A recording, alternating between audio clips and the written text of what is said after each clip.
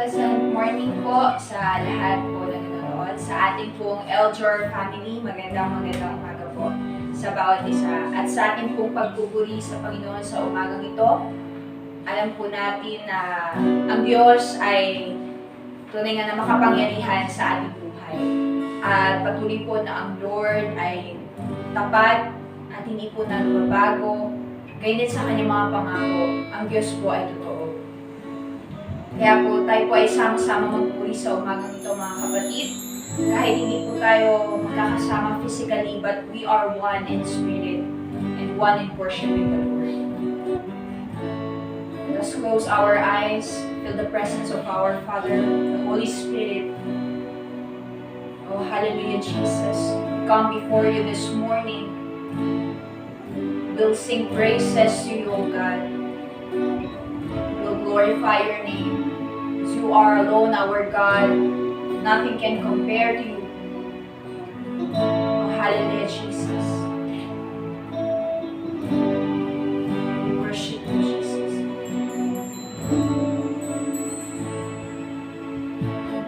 You alone are God, the mighty one. There is none like you. Nothing can compare. You're the only one. Yes, Lord. Savior of my soul. I'm not afraid. Face my tomorrow. Even if the sun won't shine, there is a God who holds my future. Jesus, you're the only one. You alone are God, faithful to your promises. You gave your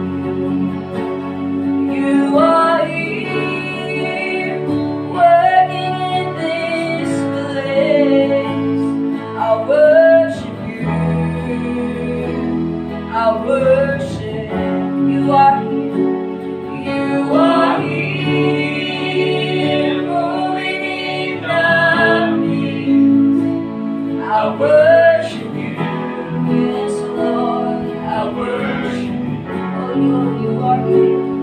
You are here.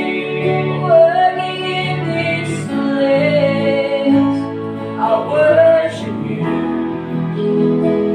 I worship you. You are bringing miracle work. Promise keep light in the darkness. My God, that is who you are. That is who you are.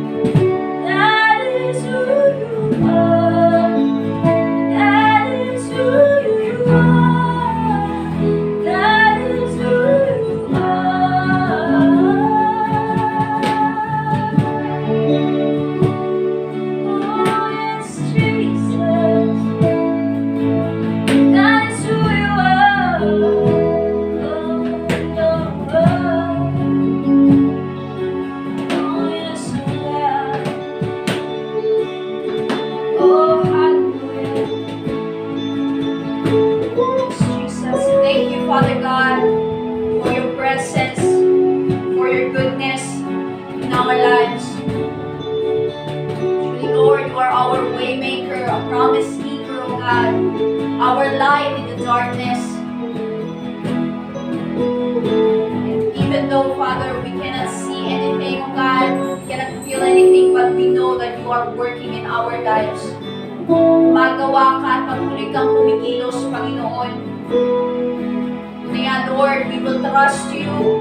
We will entrust you our lives, our family, our work, our ministry, our surroundings, O God. At kahit ang nangyayari, Panginoon, na kinakaharap namin sa oras na ito. Thank you, Jesus. Thank you, Father. Truly, Lord, you deserve all the praises, the glory, the honor, and thanksgiving. In Jesus' name we pray. Amen.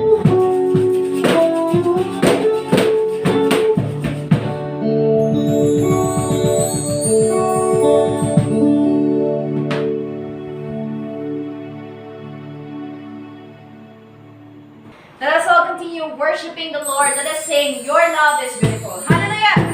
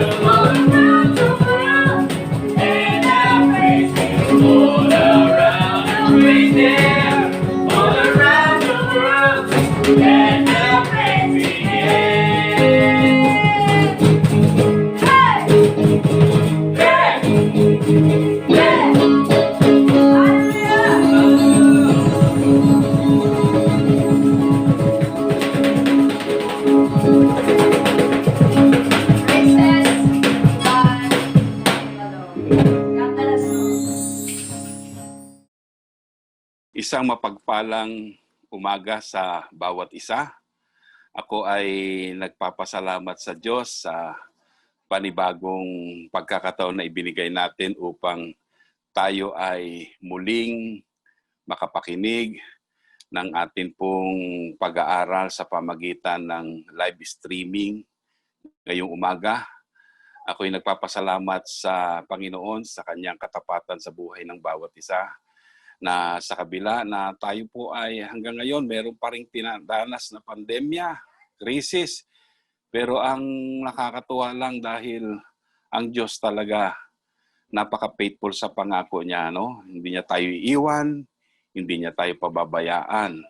Kaya makita natin yung goodness pa rin ng Panginoon sa sitwasyon natin ngayon. At naniniwala po ako na kayo po ay patuloy din na nakakaranas ng kabutihan ng Diyos sa buhay ng bawat isa. At sa umagang ito, mga kapatid, salamat na nandito muli kayo upang mapakinggan yung atin pong panibagong pag-uusapan. At ito po ay eschatological event. Ito po ay series ng event na atin pong pag-aaralan at alam ko po mapagpapala tayo dahil ang kagandahan po ay nalalaman natin kung ano yung mga magaganap na pangyayari dito sa ating mundo at hindi po tayo mabigbigla bagkos magkakaroon po tayo ng preparation na harapin itong mga bagay na ito. Ito po yung maganda lang kasi na kahit na meron tayong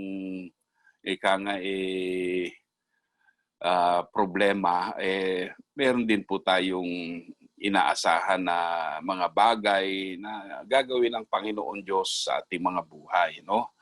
At alam ko po ng nakaraan ay napag-usapan natin is about yung tinatawag na rapture, ano po? At alam ko na kayo po ay napagbala sa tinatawag na glorious event na ito na atin pong nadinig last Sunday, na kung saan alam ko po excited na tayo na maganap itong bagay na ito, na kung saan ay maranasan po natin yung rapture. And I believe, brothers and sisters, we are the generation na kung saan ay naniniwala ako na mapapasama sa isang glorious event na ito na magaganap dito po sa ating mundo. At ito po yung pagkuha ng Lord sa lahat ng mananampalataya sa kanyang pagbabalik. At ngayon po naman ay pag-uusapan natin ano ba yung magaganap na event, isa sa mga event after ng rapture. At itong ating pag-uusapan is about the Great Tribulation, no? Nais kong buksan natin ang ating Biblia sa Matthew 24 verse 21 at nais kong basahin in a King James Version. Ang sabi dito, "For there will be a great tribulation such as has not been since the beginning of the world until this time. No, nor ever shall be." Okay? Ito po yung in New King James Version kasi doon po sa NIV ang mababasa po natin doon ay great distress. Pero pareho lang po yung tinatawag na meaning nito. At nais ko po muna tayo ay sama-samang manalangin sa Panginoon bago po natin umpisahan itong pag-aaral na ito ng kanyang salita. Amang banal, nagpapasalamat kami sa pagkakataong ibinigay mong muli sa amin upang amin pong muling marinig ang iyong salita. At nawa, Panginoon, ito ay magbigay ng patuloy, Lord, na preparasyon sa aming bilang mananampalataya. At Lord, dalangin po namin patuloy mong buksan ng aming mapuso't isipan at maunawaan po namin itong salita mo at magbigay ka po ng bagong kapahayagan sa amin. Gamitin mo lang ang iyong lingkod ng mga daluyan ng salita mo, Panginoon, sa araw na ito. At sa iyo lang namin ibinabalik ang lahat ng papurit pagdakila, Ama, sa pangalan ng iyong anak na si Jesus. Amen and Amen. Okay? At ito yung ating pinaka-key verse na binasa. At kagaya nga ng sinabi ko, nakaraang linggo ay ating na-discuss is about the rapture. Today, we will study another event. At ito yung tinatawag na Great Tribulation. Okay. When will be the start of the tribulation period? Kailan ba magsisimula ito? At paano ito magsisimula? Nais kong basahin natin sa 2 Thessalonians chapters 2 verse 7 to 8. Ang sabi dito, for the secret power of lawlessness is already at work. But the one who now holds it back will continue to do so till he is taken out of the way. And then the lawless one will be revealed, whom the Lord Jesus will overthrow with the breath of his mouth and destroy by the splendor of his coming.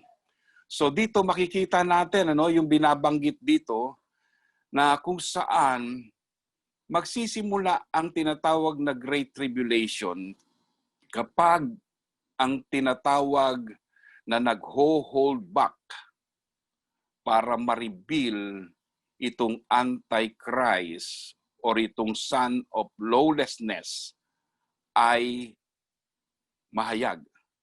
Ibig sabihin, ang mangyayari po dito, kailangan mawala, sabi nga dito, yung tinatawag na humahadlang. At I believe, ang humahadlang dito ay ang Espiritu ng Diyos.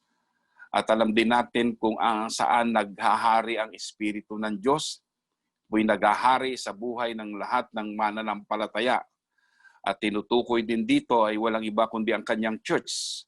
At kapag ang church ay na-rapture, mga minamahal kong mga kapatid, ang sabi ng Bible, dito lamang marireveal yung tinatawag na Antichrist. Okay? Marireveal siya. At who is the son of lawlessness? Ulitin ko, ito po'y Antichrist.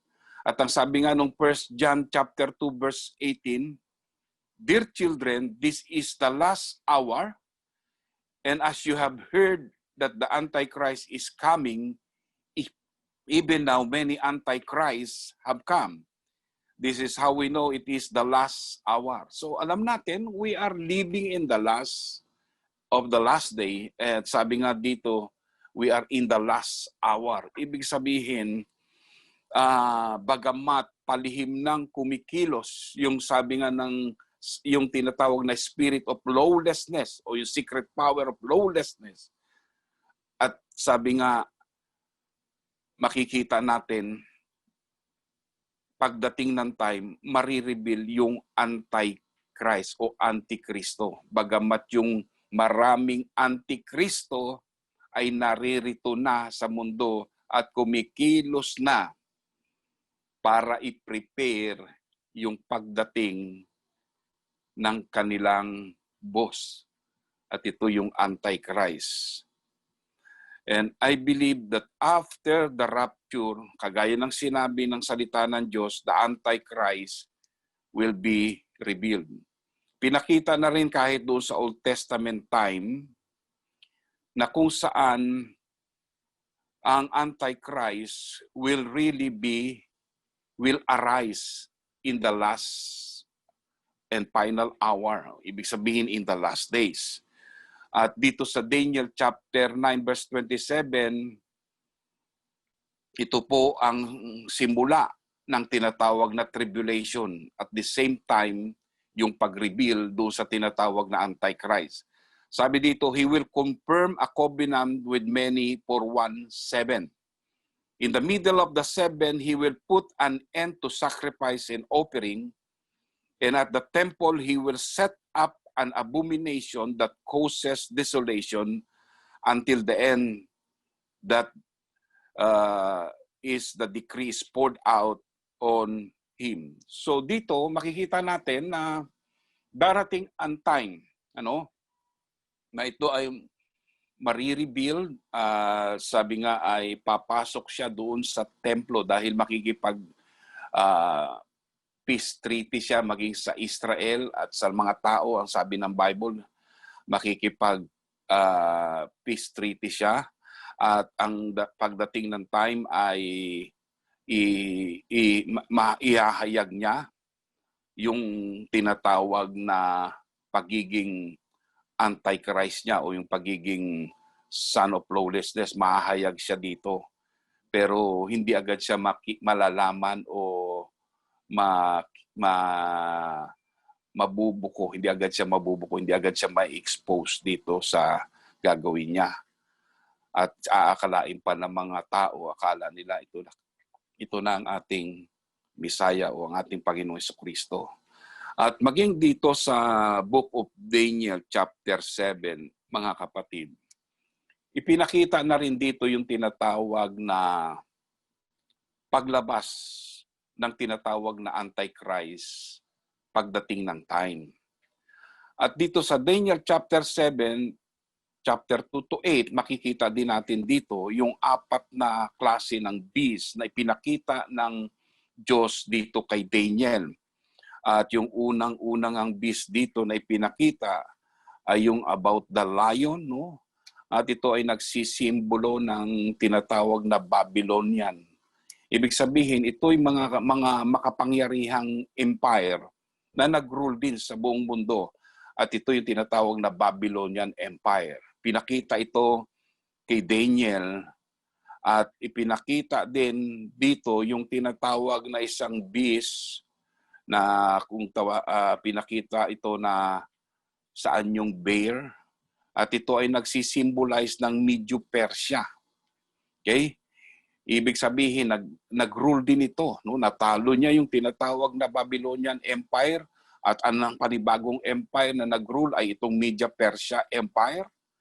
At ito po yung actually yung present Iran ngayon. At yung pong Babylonian, iyan po yung Iraq ngayon. Actually, ang Iran nung araw ay talagang masasabing very powerful na empire nung panahon na yan in the Old Testament time. At ipinakita din kay Daniel yung tinatawag na another beast. At ito yung tinatawag na leopard na kung saan nag-rule din ang another empire, yung Greece. Ibig sabihin, yung palang Greece, no, ay naging isang powerful empire nung araw. At sila yung tinatawag na powerful empire. At yun ay ang tinatawag na Greece, ang sinisimbolo ng tinatawag na leopard dito sa Daniel chapter 7. At pinakita din dito yung tinatawag na isang beast na may 10 sungay o 10 horn. Actually, kung babasahin natin sa Daniel chapter 7, beginning verse 7, ang sabi dito, after that, in my vision at night, I looked and therefore before me was a fourth beast, terrifying and frightening and very powerful. It had a large iron teeth. It crushed and devoured its victim and trampled underfoot whatever was left. It was different from all the former beasts. While I was thinking, verse 8, about the horn, there before me was another horn, a little one, which came up among them, and 3 of the first horn were uprooted before it. The horn had an eye like the eyes of a man and a mouth that spoke boastfully.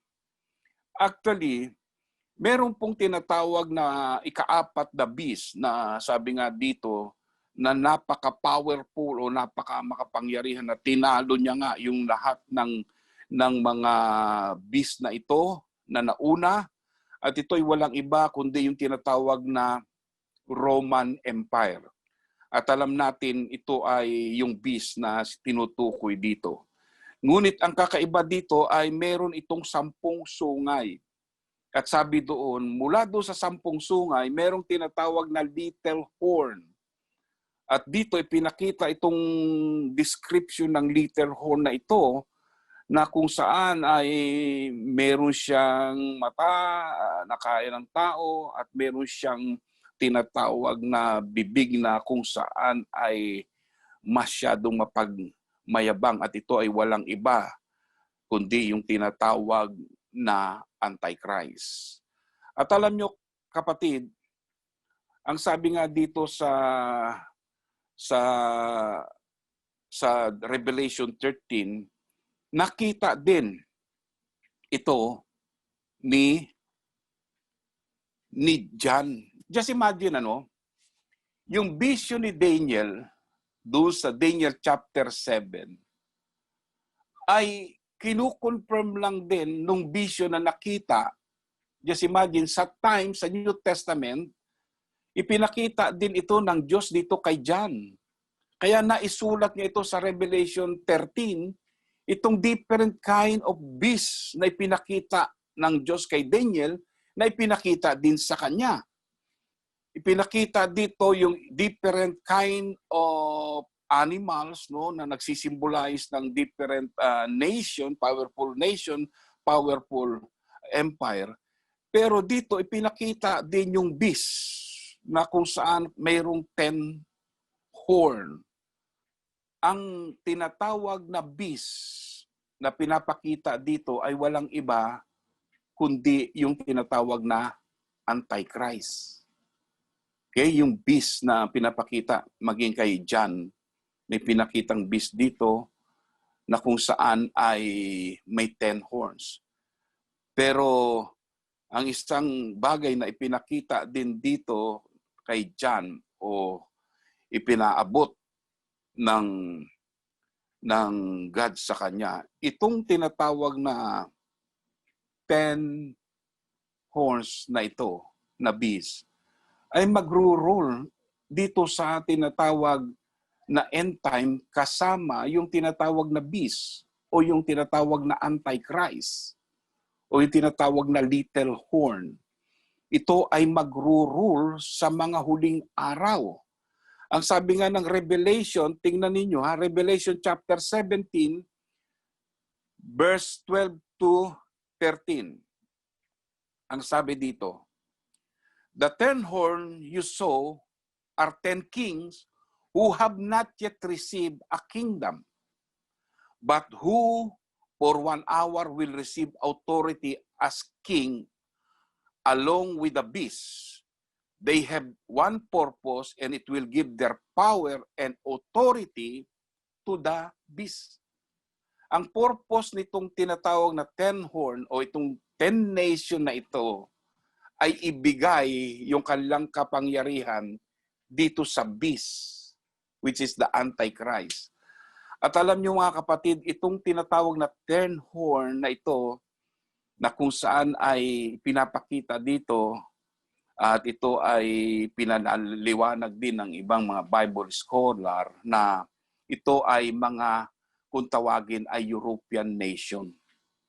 Na pagdating ng time, they will become a powerful nation in the world. Yes, we know that United States is considered the powerful nation in the world today. Pero gusto ko pong ipaabot sa inyo, base sa salita ng Diyos, hindi darating po ang time na merong mag-a-arise na powerful nation. At ang tawag dito ay United States of Europe. Ito ay combination o composition ng 10 powerful European nation na magbibigay ng kapangyarihan sa Antichrist. Sabi nga dito sa nabasa natin, ang purpose nila ipasakop yung kanilang kapangyarihan dito sa Antichrist. Alam nyo, pinag-aralan ko kung ilan ang tinatawag na member ng EU ngayon. Meron pala silang 27 na European community na kung saan ay united ngayon. Pero dito sa biblical prophecy, dadating ang time, hindi na sila magiging 27. Sabi nga, pagdating ng Antichrist, matitira po dito ay 10 na lang. At itong 10 na ito, I believe they are very rich, they are very powerful nation, pero they are very wicked nation in Europe. na alam ko susuporta dito sa Antichrist. Kaya merong tinatawag na magaganap yung United States of Europe. At ito ay magdo-dominate sa lahat ng nasyon pagdating ng time under the leadership of the Antichrist. At dito makikita natin, mga kapatid, na kung saan ang Antichrist, kagaya ng nabanggit ko sa inyo, magkakaroon siya ng peace treaty for 7 years.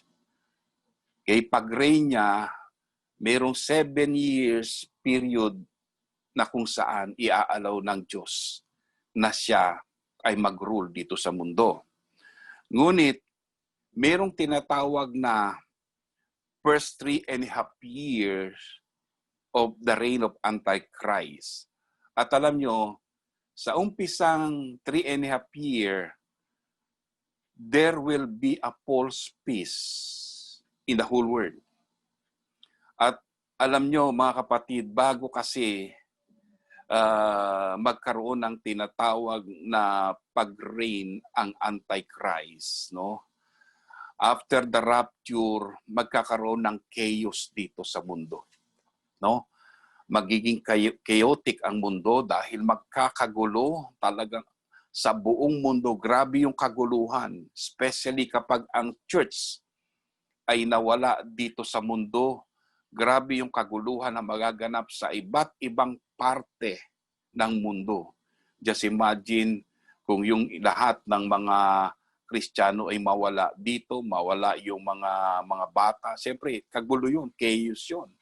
At magkakagulo sa iba't ibang parte ng mundo. Okay? Ngunit dito, alam nyo mga kapatid, dito papasok yung tinatawag na Antichrist. At alam nyo, magkakaroon ng false peace at false prosperity sa mundong ito dahil pagpasok niya, alam nyo ba na parang akala ng mga tao siya yung tinatawag na Mesaya. At sabi nga sa 1 Thessalonians chapter 5 verse 3, while people are saying peace and safety, destruction will come on them suddenly as labor pains on a pregnant woman, and they will not escape. Kaya meron talagang tinatawag na false peace na magaganap. At dito, ipinakita din ng Biblia ang Antichrist sa Revelation chapter 6 verse 2. Tingnan ninyo ha. I look, and there before me was a white horse, its rider held a bow, and he was given a crown, and he rode out as a conqueror bent on conquest. Dito ipinapakita na merong isang nakasakay sa kabayong puti. Okay? At sabi dito, may daladalang bow. Ang description nito ay para talagang si Jesucristo.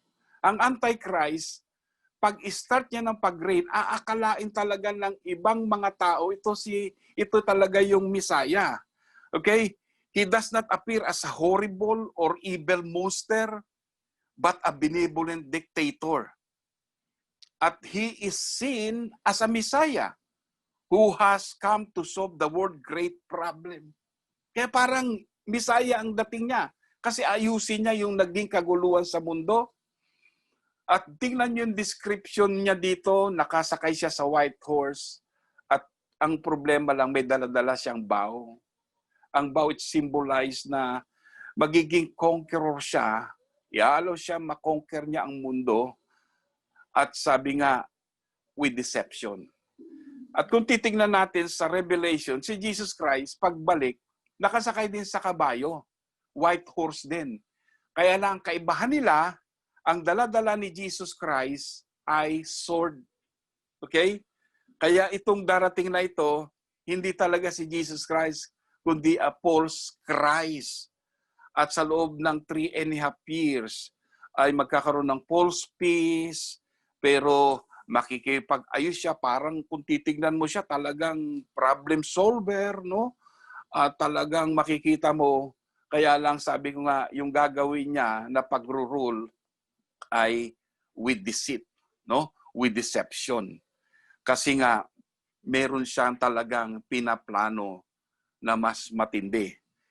Dahil makikita natin dito sa Daniel 9:27, no? Sabi nga, meron kasi siyang gagawin after 3.5 years. After nung first 3.5 years, pag natapos yun, sabi nga dito, nabasa natin sa Daniel kanina, Daniel 9:27, He will confirm a covenant with many for 1 7, and in the middle of the 7, He will put an end to sacrifice and offering, and at the temple, He will set up abomination that causes desolation until the end that His decree is poured out on Him. Ibig sabihin, after 3.5 years, mga kapatid, magdideklara na siya, no?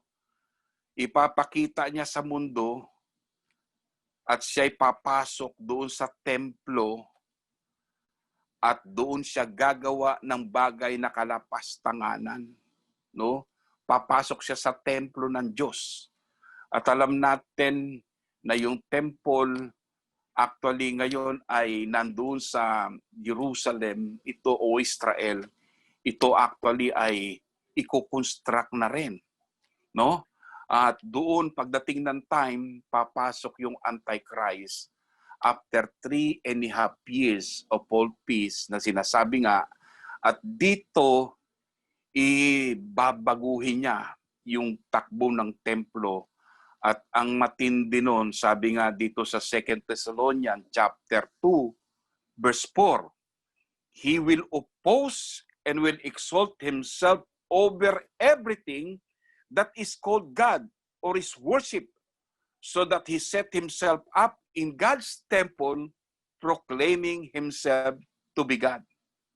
Ibig sabihin, after 3.5 years, no, hindi lang niya ipapakita na parang siya yung problem solver ng mundo doon sa matinding kaguluhan na magaganap. After 3.5 years, sabi ng Bible, ipoproclaim niya yung kanyang sarili na sa yung Diyos. At alam nyo, He will actually be given the power to rule. Bibigyan talaga siya, i-allow na makapag-rule siya sa mundong ito. At alam ko, mangyayari po ito kapag it is written. At ano po yung gagawin niyang pag-rule sa mundong ito kapag siya ay nai-reveal. After the 3.5 years, sabi nga dito, He will establish a one-world government or new world order. Ang sabi nga ng Revelation chapter 13, verse 16 to 17, It also forced all the people, great and small, rich and poor, and slave, to receive mark on their right hand or to their foreheads. And so they could not buy or sell, and they had marked which the name of the beast, number of in his name. Ibig sabihin, ang lahat ng mga tao pagdating ng time ay magiging under sa kanyang control. Lahat ng tao, matanda o mga mayaman, mahirap, ay magkakaroon ng tinatawag na tatakan pagdating ng time. At magkakaroon ng tinatawag na pagkontrol niya sa buong mundo. Alam niyo, magkakaroon talaga ng tinatawag na one world government. At magugulat ka, merong mga grupo ngayon na mababalitaan kayo na kung saan ay nagpo-promote ng New World Order. At sinasabi nila sila yung Illuminati, na ang isang desire nila ay sila daw yung kaliwanagan at gusto nila ma-promote na one world order. At bagamat hindi nila alam na mayroon talagang Antichrist na kung saan ay mag-a-arise sa mga huling araw na talagang magro-rule sa mundong ito, at siya po ay mag-i-establish ng one world government under his rulership. Magaganap po itong tinatawag na pagkontrol, no, sa buong mundo, sa lahat ng tao. Hindi lamang yung one world government ang mangyayari, no? He will control even the economic system in the world. At doon makikita natin na lahat ng tao ay hindi pwedeng bumili o magbili. Sabi nga dito, it is also forced all the people, great and small, rich, poor, free and slave, to receive the mark on their right hands or on their forehead, so that they could not buy or sell unless they had the mark, which is name of the beast or the number of its name. So ibig sabihin, ang hindi lang magkakaroon ng new world order o one world government, he will also control the economic system in the world. So ibig sabihin, dadating ang time, magkakaroon ng cashless society, at yung pwede lamang bumili at magbili ay yung meron lang mark of the beast, meron lang tatak. At yung tatak na ito, mga kapatid, ay hindi literal na tatak. Ano? At alam natin, itong klase ng tatak na ito ay isang bagay na kung saan i-insert sa kamay o sa noo ng tao. At ito nga yung sinasabi ng marami na microchip na kung saan ay maaring magkaroon ng implant ng microchip sa lahat ng mga tao sa buong mundo pagdating ng tinatawag na time na mag-rule itong Antichrist.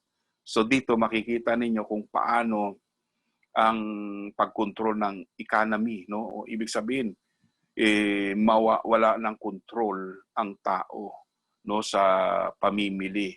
Kontrolado siya ng tinatawag na government, ng tinatawag na Antichrist. At alam niyo mga kapatid, kung papansinin niyo ngayon, no,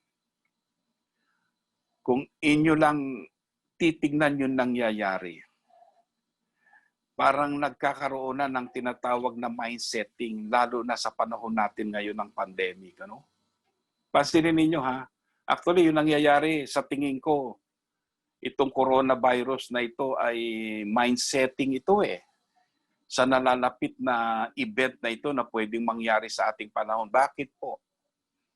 Kasi kailan nangyari sa buong mundo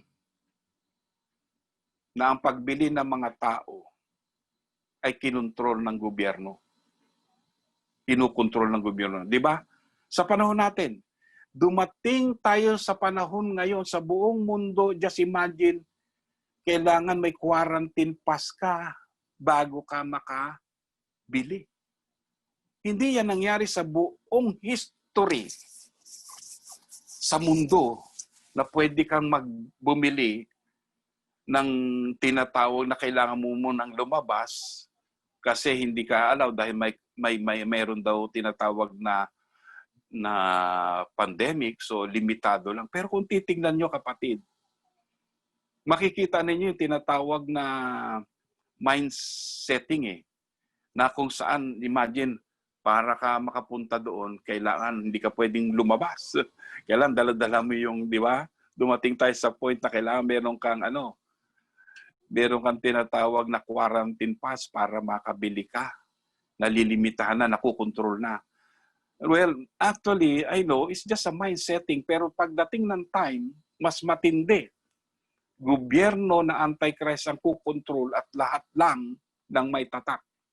Diba sa atin, makita mo, kaya sabi ko, mindsetting ito kasi imagine dati, di ka naman bumibili, kaya malaya ka mabili. Diba? Dumating tayo sa point na kailangan mo muna ng quarantine pass bago makabili. Pero dadating ang time, sasabihin ko sa inyo kapatid, hindi ka makakabili without the mark of the beast. Ganun po yung mangyayari dito sa mundo, doon sa mga tao na kung saan ay narilito na naiwan sa rapture. Okay? Ito yung mangyayari sa mundong ito. Kaya kung ikaw ay maiiwan sa rapture, ay maaring maranasan mo itong tinatawag na pag-rule na ito na gagawin ng Antichrist para kontrolin even the economic system ng buong mundo. Okay? At number 3, hindi lang magkakaroon ng economic control, he will promote a one-world religion.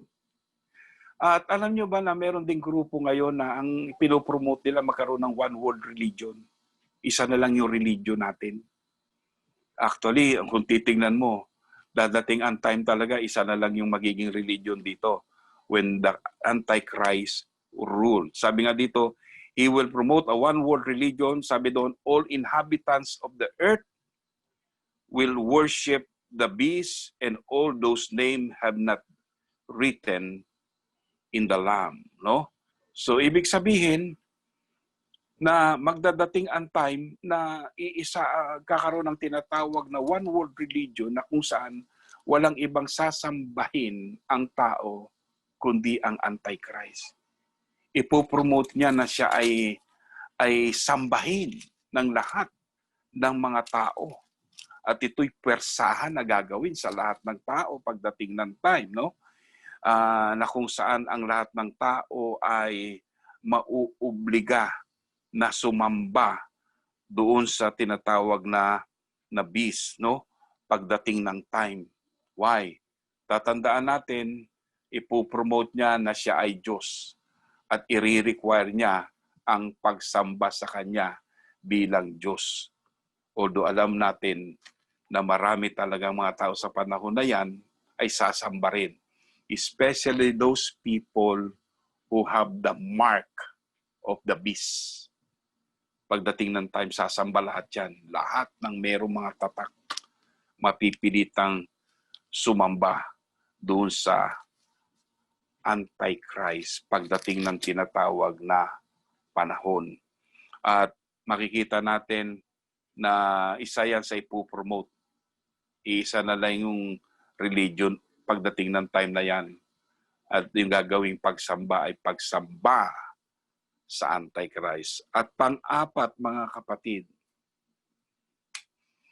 magiging powerful na bansa itong tinatawag na 10 nation na ito.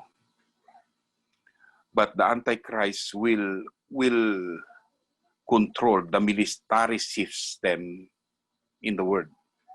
Sabi nga ng Revelation 13 verse 7, it was given power to wage war against God's holy people to conquer them. And it was given authority over the tribe, people, language, and nation. Sabi nga dito, it was given a power to wage war. Kaya lang makapangyarihan. At sabi dito, makapangyarihan yung bansa na ito, itong 10 nation na ito.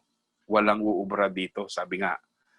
At ito ay magiging conqueror. Ibig sabihin, nasa kanya yung tinatawag na powerful na military system in the world. At alam niyo kapatid, sa Europe ngayon, actually, iisa na yung military ng European nation. Actually, nung araw, yung mga yung hindi pa sila member ng European nation, ang bawat bansa noon may kanya-kanyang military.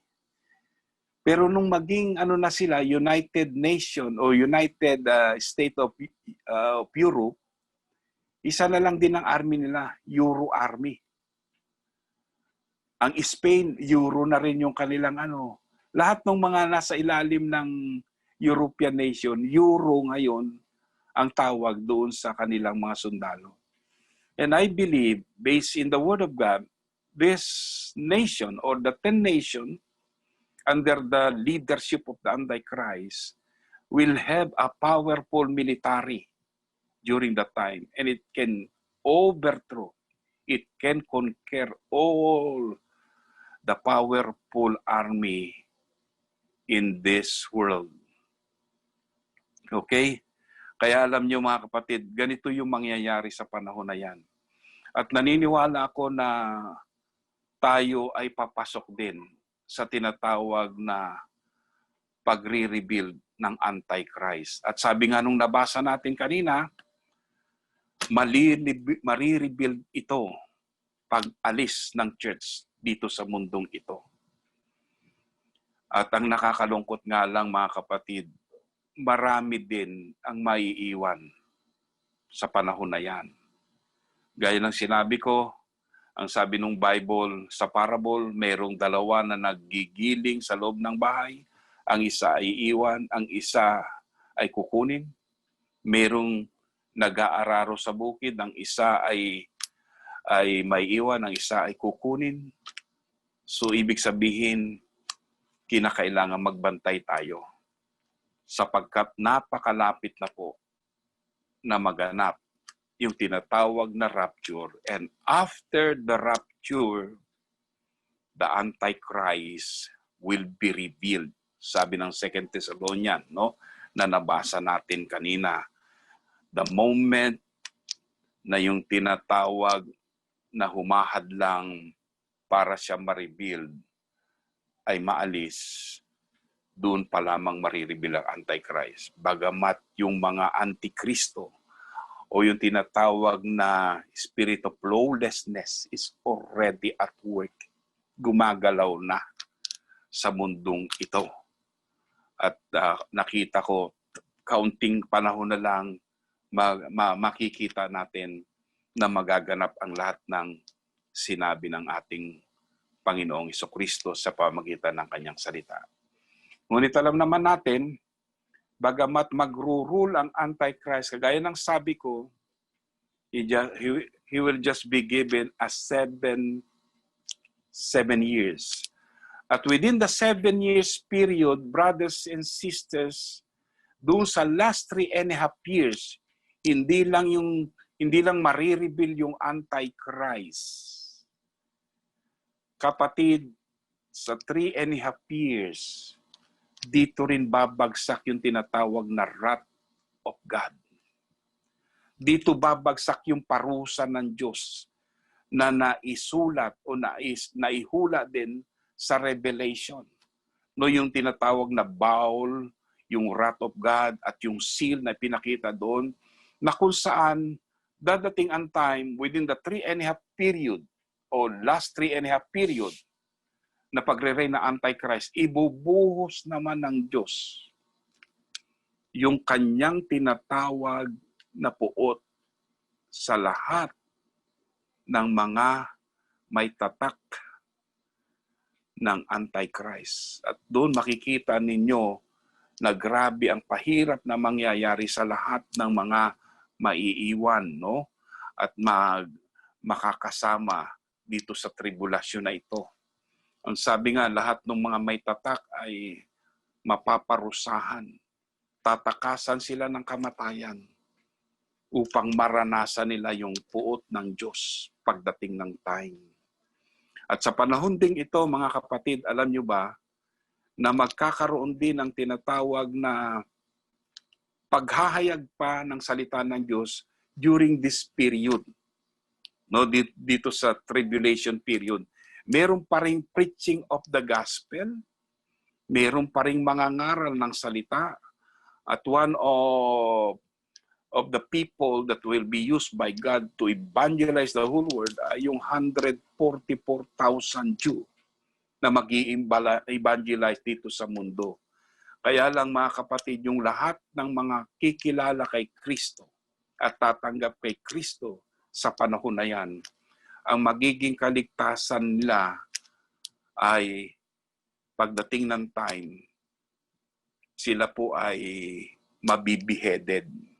Yung lahat ng nanalig, lahat ng sumampalataya kay Kristo, lahat na nagpatotoo, sabi nga ng Bible, although sila ay maliligtas dahil sa kanilang patotoo, dahil sa kanilang testimony patungkol kay Kristo, pero hindi po sila makaka-escape doon sa tinatawag na gagawin na pagpatay sa lahat ng mananampalataya sa panahon na yan. Kaya mga kapatid,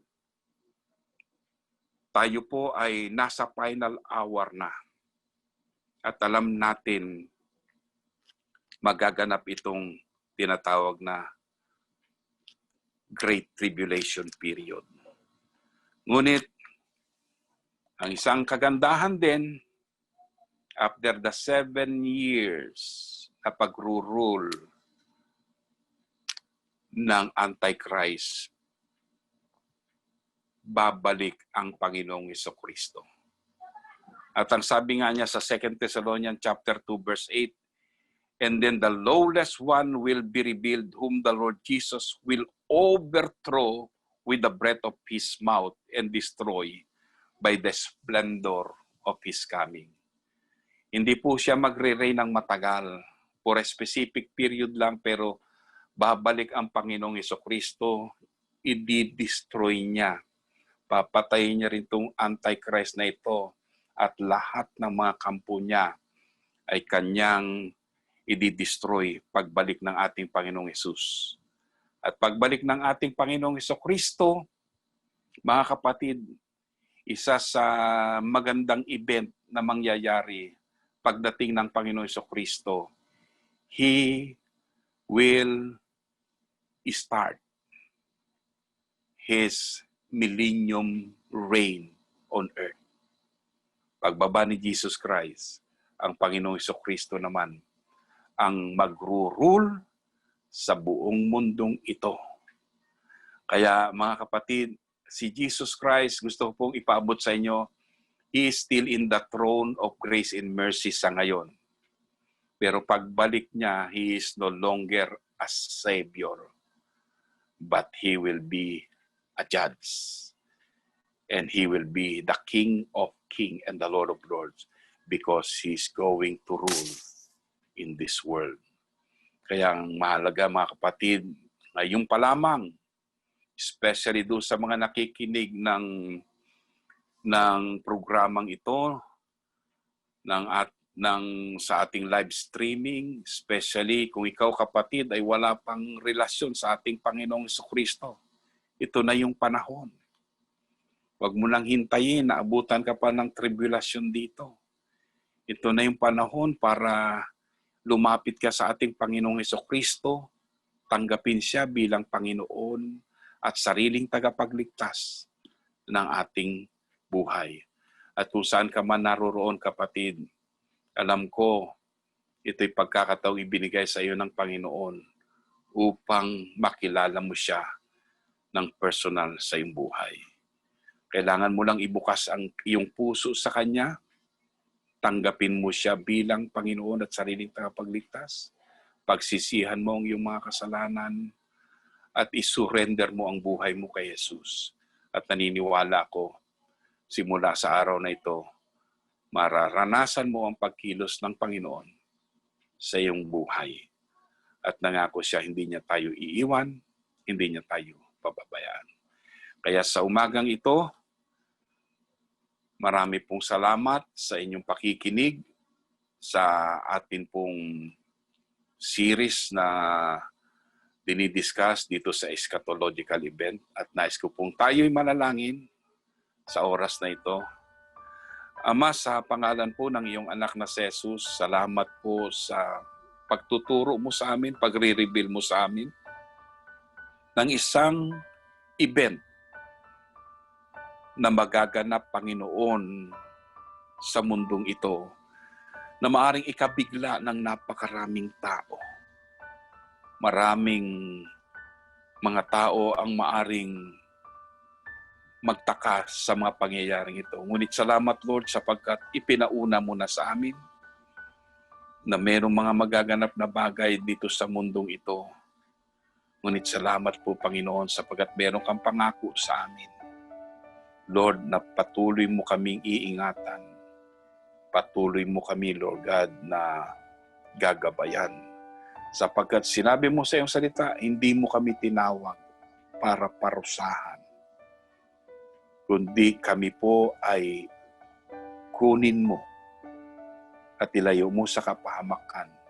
Buhay man kami sa oras na dumating ang pagkakataong yon, kami po ay ilalayo mo upang hindi mapahamak. Marami pong salamat, Ama.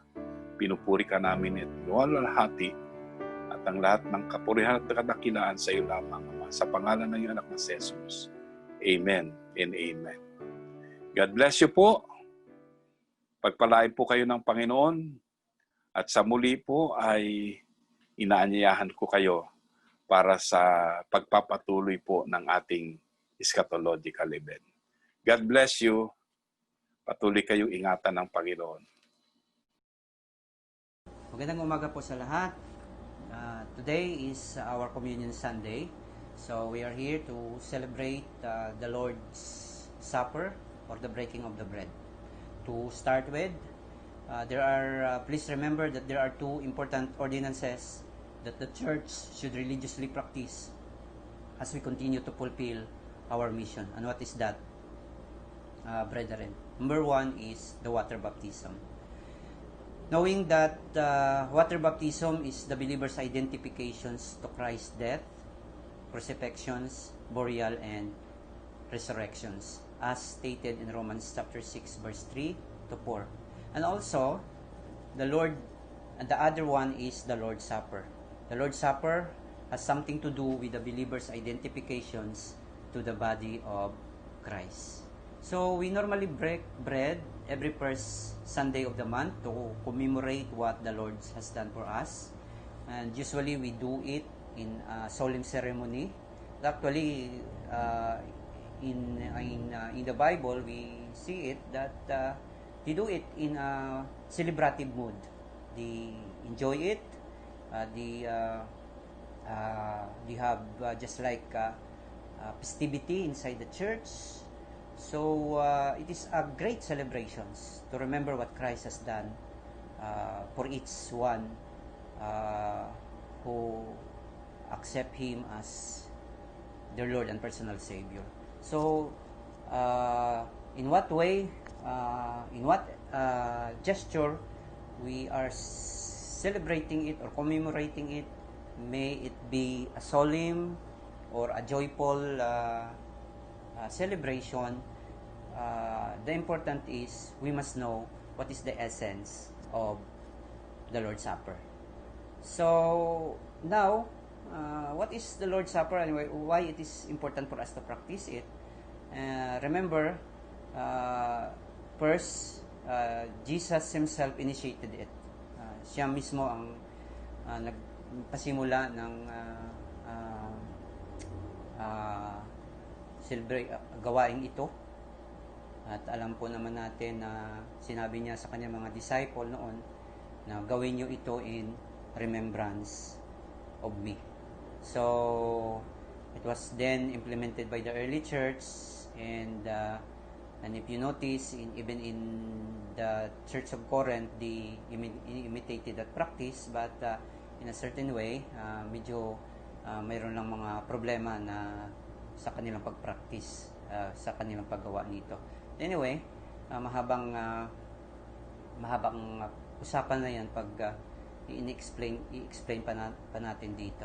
So, ang titingnan na lang po natin, what is the essence of the Lord's Supper? Una, it is a recognition that we are all beneficiaries of the death of Christ. Okay? So, we are all under the mercy and the grace of God in Christ.